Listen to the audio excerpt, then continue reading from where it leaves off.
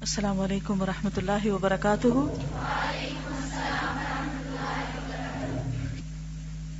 نحمده ونصلی علی رسولہ الکریم، اما بعد فاعوذ باللہ من الشیطان الرجیم، بسم اللہ الرحمن الرحیم، رب اشرح لی صدری ویسر لی امری واحلل عقدۃ من لسانی یفقہوا قولی۔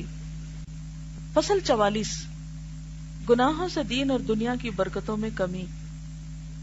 معاصی اور گناہوں کی ایک سزا یہ بھی ہے کہ عمر، رزق، علم و عمل اور طاعت و عبادت کی برکتیں چھن جاتی ہیں۔ کتنی بڑی بات ہے! عمر، رزق، علم اور عمل، اطاعت اور عبادت کی برکتیں چھن جاتی ہیں، یعنی ان چیزوں میں انسان پیچھے رہ جاتا ہے، کمی ہو جاتی ہے۔ غور کیجیے اپنے معمولات پر، ایک دن میں کیا اچیو کرتے ہیں۔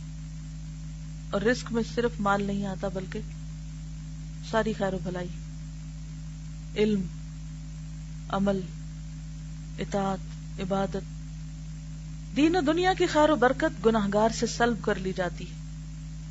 نافرمان بندے کو آپ سب سے زیادہ بے خیر و برکت پائیں گے، نہ اس کی عمر میں برکت ہوگی، نہ اس کے دین اور دنیا کے کسی کام میں۔ کوششیں ہیں سورۃ الاعراف 96۔ اور اگر ان بستیوں کے رہنے والے ایمان لاتے اور پرہیزگاری اختیار کرتے تو ہم آسمان اور زمین کی برکتوں کا دروازہ ان کے لیے کھول دیتے۔ یہ اللہ کا وعدہ ہے، آسمان سے بھی رزق برستا اور زمین بھی خزانے اگلتی۔ مزید ارشاد ہے، وَأَن لَّوْ اسْتَقَامُوا عَلَى الطَّرِيقَةِ لَأَسْقَيْنَاهُم مَّاءً غَدَقًا لِّنَفْتِنَهُمْ فِيهِ۔ سورۃ الجن آیت 16 اور 17۔ اور اگر یہ لوگ سیدھے رستے پر قائم رہتے، یعنی سیدھے رستے کو چھوڑ نہ دیتے، قرآن پڑھ کر قرآن کے تارک نہ ہوتے، تو ہم انہیں پانی کی ریل پیل سے سیراب کرتے، کیونکہ پانی زندگی کی بنیاد ہے نا، تاکہ برسات کی نعمت میں ہم ان کا امتحان کریں کہ نعمتیں پا کر پھر مزید وہ کیا کرتے ہیں، کیونکہ امتحان تو دونوں طرح ہوتا ہے۔ گناہوں کے ارتکاب سے بندہ رزق اور روزی سے محروم کر دیا جاتا ہے۔ پیچھے آپ پڑھ چکے ہیں مسند احمد کی حدیث شریف میں ہے، ان روح القدس نفث فی رعی انہ لن تموت نفس حتی تستکمل رزقها فاتقوا اللہ واجملوا فی الطلب فانہ لا ینال ما عند اللہ الا بطاعتہ۔ یہاں تک یہ ابن ماجہ کی روایت ہے، اور اگلا حصہ جو ہے یہ مسند الشہاب کا اور ضعیف ہے۔ وان اللہ جعل الروح والفرح فی الرضاء والیقین وجعل الہم والحزن فی الشک والسخط۔ روح القدس نے میرے قلب میں یہ بات القاء فرمائی، یعنی نبی صلی اللہ علیہ وسلم نے فرمایا کہ میرے دل میں یہ بات ڈالی کہ کوئی انسان اس وقت تک نہیں مرے گا جب تک کہ وہ اپنا رزق پورا نہ کر لے۔ بس تم اللہ تعالیٰ سے ڈرتے رہو اور اچھے طریقے سے اسے طلب کرو، نہیں حرام سے نہیں، حلال سے۔ جو ملنا آپ کو مل کر رہے گا، جلد بازی سے حرام کی طرف مت جاؤ، کیونکہ اللہ تعالیٰ سے جو کچھ مل سکتا ہے اس کی اطاعت ہی سے مل سکتا ہے۔ اور اللہ تعالیٰ نے رحمت اور فرحت اپنی رضامندی اور یقین ہی میں رکھی ہے، شک اور خفگی میں ہم و حزن کے سوا کچھ نہیں۔ تو یہ جو آخری حصہ اگرچہ یہ ضعیف روایت ہے، لیکن ویسے اگر اس بات کو دیکھیں تو بات یہ کہ جو بندہ اللہ سے راضی رہتا ہے اللہ تعالیٰ اس کو راضی کر دیتا ہے، اور جو بندہ اللہ سے ناراض ہوتا ہے، جیسے کہ ایک اور حدیث میں آتا ہے نا، تو اللہ اس سے ناراض ہو جاتا ہے۔ یعنی غم اور دکھ کے موقع پر اگر انسان یہ کہے کہ میرے ساتھ ہی ایسا کیوں ہوا، تو یہ اللہ سے ناراض ہونا ہے۔ اللہ بہتر سمجھتا ہے، زیادہ اچھی طرح جانتا ہے کہ کس کو کیا ملنا چاہیے۔ اور وہ حدیث قدسی جو امام احمد نے کتاب الزہد میں بیان کی ہے، جسے پہلے بھی آپ ملاحظہ فرما چکے ہیں، انا اللہ اذا رضیت بارکت ولیس ببرکتی منتہا واذا غضبت لعنت ولعنتی تدرک السابع من الولد۔ کتاب الزہد، امام احمد۔ میں اللہ ہوں، میں راضی ہو جاؤں تو برکت دیتا ہوں اور میری برکت کی کوئی انتہا نہیں، اور جب میں خفا ہوتا ہوں تو لعنت بھیجتا ہوں اور میری لعنت اس کی 7ویں اولاد تک پہنچتی۔ اور حقیقت یہ ہے، رزق اور عمل کی وسعتیں اس کی کثرت اور فراوانی کی وجہ سے نہیں ہے، عمر کی زیادتی مہینوں اور برسوں کی کثرت کی وجہ سے نہیں، یعنی عمر کا زیادہ ہونا مہینوں اور سالوں کا زیادہ ہونا نہیں، بلکہ رزق و عمر کی کثرت و وسعت یہ ہے کہ اس میں برکت پیدا ہو، تھوڑے وقت میں انسان زیادہ کام کر لے۔ آپ دیکھیے کہ آج کل ہر شخص کس بات کی شکایت کرتا ہے؟ ٹائم نہیں، ٹائم کم ہے، مصروفیت زیادہ ہے، کام ختم ہی نہیں ہوتا۔ ہم سب کو اس بات کی دعا کرنی چاہیے کہ اللہ تعالیٰ ہمارے وقت میں برکت ڈالے، کاموں میں برکت ڈالے۔ بندے کی عمر اس کی مدت زندگی ہے۔ عمر کیا ہے؟ زندگی کی جو مدت، ٹائم پیریڈ۔ اور جو شخص اللہ تعالیٰ کو چھوڑ کر کسی دوسری جانب مشغول ہو جائے اس کی زندگی کہاں؟ اس زندگی سے تو چوپایوں کی زندگی اچھی ہے۔ انسان کی زندگی تو اسی وقت ہے جب اس کا قلب اور روح زندہ ہو۔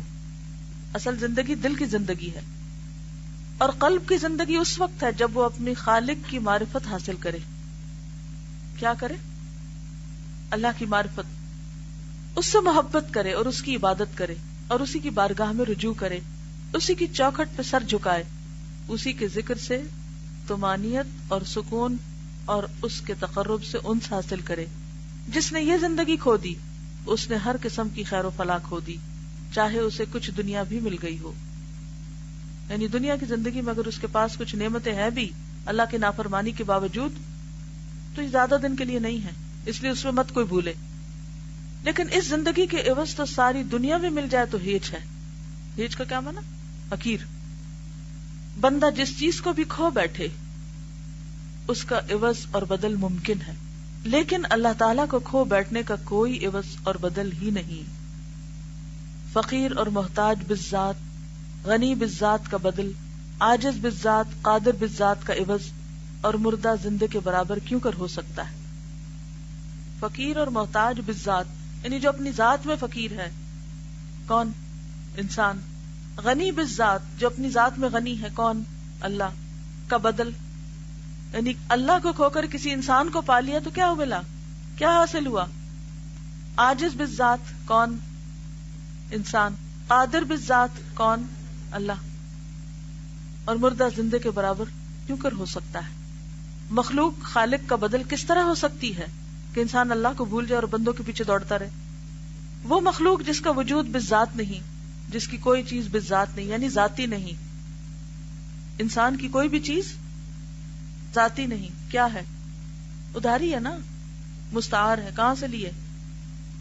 اس ذات کے عوض اور بدلے میں کیوں کر لی جا سکتی ہے جس کا غنا بالذات، جس کی حیات، کمال وجود، رحمت سب کچھ بالذات اور لوازمات ذات میں سے ہیں۔ جو شخص ایک ذرے کا بھی مالک نہیں اس ذات کے بدلے میں کیوں کر لایا جا سکتا ہے جو آسمانوں اور زمینوں کی مالک اور مختار ہے۔ پھر بھی عورتیں کہتی ہیں کہ اللہ کا حکم کیسے مانے، شوہر ناراض ہوتے ہیں، تو اللہ کی جگہ شوہر کو لے آئی نا۔ کبھی ماں باپ کا کھانا، کبھی کسی اور بڑے کا بہانا۔ کوئی بھی انسان جس سے ڈر کر کہ اگر میں نے اس کو ناراض کیا تو اس کا نفع مجھے نہیں ملے گا، اس سے ڈر کر اگر آپ اللہ کو ناراض کرتے ہیں تو بہت گھاٹے کا سودا ہے۔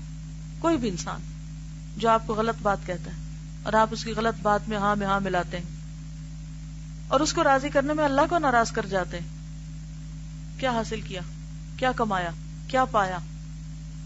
کسی انسان کی خوشی میں، کسی انسان کی خاطر آپ اپنی آخرت برباد کر لیتے ہیں، کیا حاصل کیا؟ ایسا کب ہوتا ہے؟ کیسے ہوتا ہے؟ ہم انسانوں کو ناراض کیوں نہیں کر سکتے؟ مثلاً آپ دیکھیے کہ اذان ہو چکی مغرب کی، اتنے میں آپ کی دوست کا فون آ جاتا ہے اور وہ کیا چاہتی ہے آپ سے کہ آپ اس سے باتیں کریں، چاہے نماز لیٹ ہو جائے، اور آپ اس ڈر سے فون نہیں رکھتے اور نہ اسے بتانے کی جرات کرتے ہیں کہ میری نماز لیٹ ہو رہی ہے، کیونکہ آپ کو یہ ڈر ہے کہ اگر آج میں نے یہ کہا تو آئندہ وہ فون ہی نہیں کرے گی اور دوستی بگڑ جائے گی۔ کیا کھویا؟ کیا پایا؟ کس کو ناراض کر کے کس کو راضی کیا؟ بعض اوقات ہم حکمتوں اور وقتی طور کا عذر لیتے لیتے لیتے اپنی مرضی کر رہے ہوتے ہیں۔ ٹھیک ہے، تدریج، دوسرے کے ساتھ ڈسکس کرنا اور بڑے فتنے کی بجائے چھوٹے فتنے میں رہنا وہ الگ ہے، لیکن بعض اوقات حقیقت میں ایسا نہیں ہوتا. اصل بات یہ کہ ہم سٹرگل ہی نہیں کرتے، کیونکہ ہم خود بھی اسی پہ راضی ہوتے ہیں جو کوئی اور ہمیں کہہ رہا ہوتا ہے، اور ہم اس پہ ڈالنا چاہتے ہیں. یعنی بعض عورتیں شوہر کا صرف بہانہ کرتی ہیں اور شوہر کی بلا کو بھی نہیں پتا ہوتا.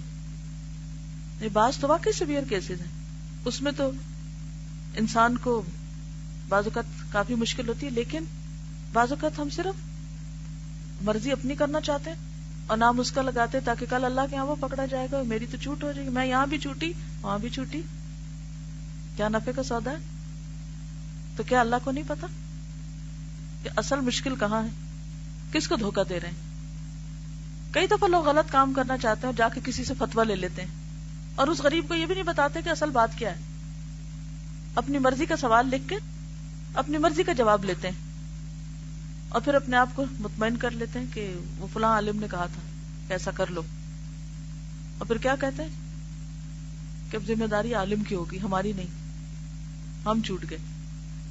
اور عالم بھی کیوں ایسی بات کر رہے ہیں؟ عالم کی بھی پکڑ ہے وہاں جہاں وہ بندوں کو راضی کرنے کے لیے حق چھپا رہا ہے. بنی اسرائیل کے علماء کی کیوں شامت آئی تھی؟ کیا کیا تھا انہوں نے؟ وَتَكْتُمُونَ الْحَقَّ وَأَنْتُمْ تَعْلَمُونَ. اصل بات ہی یہی ہے، ہم اندر سے خود کمزور ہوتے ہیں. جس بات پر آپ 100% کنونسڈ ہو، یقین ہو آپ کا کہ یہ درست ہے، تو دوسرے کو بتانے میں مشکل ہوتی ہے کبھی، لیکن ایسی بھی نہیں کہ آپ حق کنوے نہ کر سکیں. لیکن اگر ہم خود شیکی ہوں، خود شیکی ہیں، خود کنونسڈ نہیں ہے کسی بات پہ، تو ہم اسے کنوے بھی نہیں کر سکتے. معصیت سے رزق اور عمر کی برکتیں اس لیے سلب ہو جاتی ہیں کہ معصیت اور ارباب معصیت پر شیطان مسلط ہو جاتا ہے اور ان پر اس کی حکومت قائم ہو جاتی ہے. اہل عصیان کے تمام دفاتر اس کے پاس ہوتے ہیں. ظاہر ہے شیطان کا قرب جسے بھی ہوگا اس سے برکت سلب کر لی جائے گی. یہی وجہ ہے کہ کھانے پینے، کپڑے پہننے، سواری، جماع وغیرہ مواقع میں بسم اللہ الرحمن الرحیم کہنا شارع نے مشروع فرمایا ہے، کیونکہ ذکر الہی خیر و برکت کا موجب ہے. اس سے شیطان بھاگتا ہے اور حصول برکت کی راہیں کھل جاتی ہیں. اللہ کی برکت کو کوئی چیز روک نہیں سکتی. ہر وہ چیز جو اللہ کے سوا کسی اور کے لیے ہو، اس سے برکت چھین لی جاتی ہے. ہر وہ چیز جو اللہ کے سوا کسی اور کے لیے ہو، اس سے برکت چھین لی جاتی ہے. کون سی برکت؟ علم، رزق، عمل، اطاعت، عبادت. کیونکہ برکت تو پروردگار عالم ہی کی بارگاہ سے اترتی ہے، ساری برکتیں وہیں سے آتی ہیں، اور ہر وہ چیز جو اس کی طرف منسوب ہو مبارک ہوتی ہے. اس کا نام مبارک ہے، اس کا رسول مبارک ہے، اس کا وہ بندہ مبارک ہے جو ایمان رکھتا ہے، اللہ کی مخلوق کو نفع پہنچاتا ہے.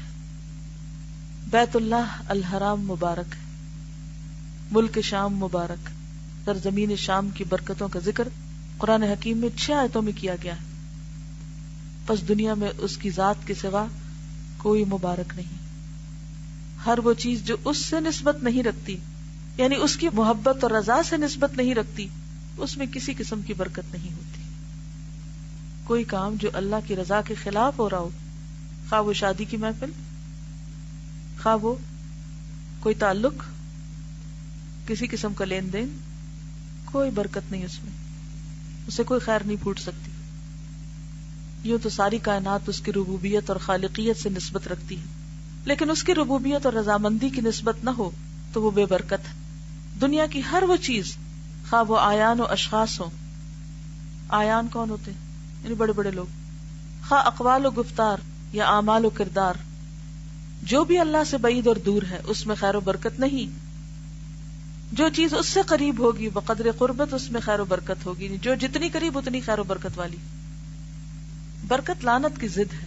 بس وہ زمین جس پر اللہ نے لعنت کی، یا وہ آدمی جس پر اس کی لعنت ہو، یا وہ کام جس پر اللہ کی لعنت ہو، خیر و برکت سے دور اور بہت ہی دور ہوگا. وہ چیزیں بھی خیر و برکت سے محروم ہوں گی جن کا ان ملعون چیزوں سے کسی قسم کا تعلق ہوگا. اللہ تعالیٰ نے اپنے دشمن ابلیس پر لعنت بھیجی اور اپنی ساری مخلوق سے اسے دور تر پھینک دیا. اس لیے ہر وہ چیز جسے ابلیس سے کسی قسم کی نسبت اور تعلق ہوگا، اس پر بقدر نسبت و تعلق لعنت ہوگی. ظاہر ہے کہ عمر، رزق، علم اور عمل وغیرہ سے برکتوں کے سلب ہونے میں گناہوں کا بڑا دخل ہے. اور معاصی کے اثرات بہت دور رس ہیں. پس وہ وقت جس کے اندر تم اللہ کی نافرمانی کرو، یا وہ مال جس کے ذریعے اللہ کی نافرمانی ہو، یا وہ جسم اور مال، قوت، جاہ و منزلت اور علم و عمل جس کے ذریعے اللہ کی نافرمانی ہوتی ہو، وہ اللہ کے یہاں نافرمانی کرنے والے کے خلاف حجت ہے، اور یہ اس کے حق میں قطعاً مفید نہیں. صرف وہی چیز کارآمد ہوگی جو طاعت الہی میں صرف کی جائے. یہی وجہ ہے کہ بعض لوگ 100 برس زندہ رہتے ہیں لیکن انہیں بمشکل 20 سال کی عمر نصیب ہوتی ہے. بعض کے پاس سونے چاندی کے انبار ہوتے ہیں اور مال و دولت سے ان کے خزانے پر ہوتے ہیں، لیکن در حقیقت اس میں سے 1000 درہم بھی ان کی قسمت میں نہیں ہوتے. یہی حال جاہ و منزلت اور علم کا ہے. حدیث شریف میں ہے الدنیا ملعونۃ ملعون ما فیہا الا ذکر اللہ عز وجل وما والاہ او عالم او متعلم. ترمذی، ابن ماجہ نے بھی اس کو روایت کیا. دنیا ملعون ہے اور جو کچھ اس میں ہے ملعون ہے سوائے ذکر اللہ کے، یا جو اس سے تعلق رکھے، یا عالم یا متعلم، سیکھنے والا یا سکھانے والا. ایک اور حدیث میں ہے ملعونۃ ملعون ما فیہا الا ما کان للہ. یہ ترمذی کی روایت جو یہ ضعیف ہے، مفہوم ملتا جلتا اوپر سے. دنیا ملعون ہے اور دنیا میں جو کچھ ہے ملعون ہے سوائے اس کے جو اللہ تعالیٰ کے لیے ہو. جو چیز اللہ تعالیٰ کے لیے ہو اسی میں اللہ تعالیٰ کی خیر و برکت ہوا کرتی ہے. واللہ المستعان. کیا کرنے کی ضرورت؟ اللہ سے مدد مانگی جائے. گناہوں سے بچنے کی کوشش کریں. ایسے لوگوں سے بچیں جو گناہوں کی طرف لے جاتے ہیں. ایسی مجلس اور محفلوں سے بچیں جن میں ایمان محفوظ نہ رہتا ہو. دوست وہ جسے دیکھ کے اللہ یاد آئے تو آپ اپنی دوستیوں کی کرائیٹیریا دیکھ لیں، پہچان کر لیں. اصل میں یہ کہ ہم سب کو ڈیسیژن یہ لینا ہے کہ غلط کام نہیں کرنے، کسی کا بھی ساتھ نہیں دینا غلط کاموں میں، چاہے ماں باپ ہوں، بہن بھائی ہوں، دوست ہوں، کوئی بھی. نیکی میں تعاون کرنا ہے، برائی میں کسی سے بھی تعاون نہیں کرنا، چاہے کوئی ناراض ہوتا ہے یا راضی. اگر کوئی وقتی طور پہ ناراض بھی ہو جائے گا نا اور ہم نے اللہ کو راضی کر لیا تو اللہ اس کو بھی ہم سے راضی کر دے. لیکن اگر اللہ کو ناراض کر کے اس کو راضی کیا تو اللہ بھی ناراض اور اللہ اس کو بھی ہم سے ناراض کر دے گا کسی دن. اوکے، سبحانک اللہم و بحمدک نشہد ان لا الہ الا انت نستغفرک و نتوب الیک. السلام علیکم و رحمۃ اللہ وبرکاتہ.